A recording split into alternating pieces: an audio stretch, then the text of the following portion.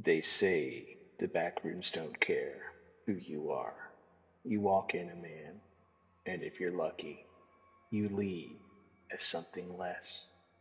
Me, I didn't walk in. Me and my ranch hands, we just vanished. One minute, we were rambling across the south pasture in the truck, fixing to mend the fence line where the cattle kept pushing through. And the next, well, it weren't the pasture no more. We hit a hole in the world. I don't remember the bump, just a cold snap, like falling through your own skin. The grass, the barbed wire, the sun, gone, all of it. Just yellow walls stretching far as the eyes could lie to you. Stale air, mold, the buzz of light bulbs older than God himself. Truck was still with us, parked, crooked in that God-forsaken maze. Every man sitting where he'd been until they weren't. The first to go was Tommy, youngest of us, barely 20, full of piss and vinegar.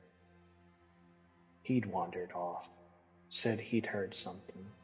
We waited, called, waited some more.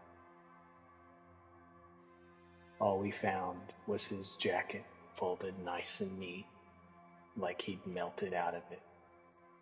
The next day, if time works here, that way, Tony started to twitch. Wouldn't eat, wouldn't sleep, kept staring at me like I'd grow horns. Told the others I was different now. Said my voice sounded off. But I was just tired. We all were. Then came the whispers, not in our ears, in our heads, like the walls themselves were leaning in close, pressing secrets into our skulls.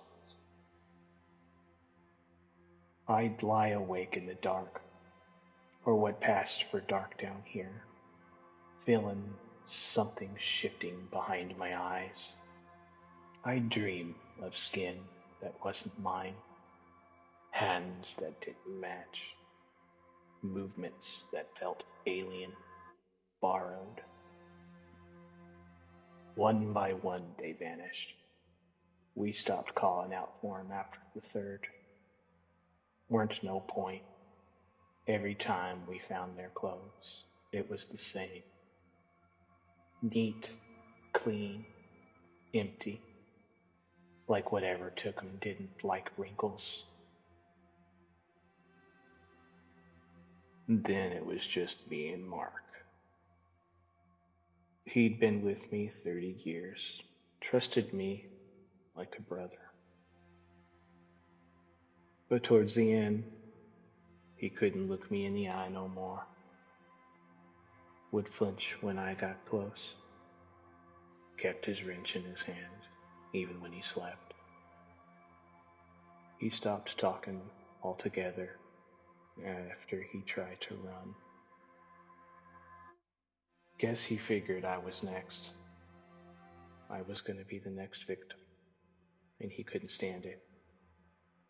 Maybe he was right. I woke up the next day, and he was gone too. Didn't even leave his boots.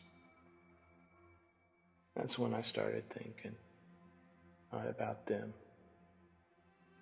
about me. I still remember who I was, my land, my life, my people. Even the sound of the screen door creaking in the wind on the house. But my reflection when I found one, it didn't look right.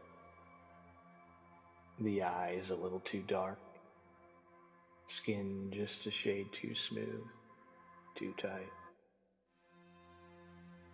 My voice echoed wrong in these halls, and that's when it hit me. Maybe I never found Tommy's body because I'd already become him. Maybe I was wearing Tony's hands. Maybe I was walking around in Mark's skin, telling myself I was still me. But I feel it now. Not guilt, not horror, but a hunger, a quiet, gnawing ache for something warm and alive, something to wear again. So I kept moving, telling my story, trying to remember who I was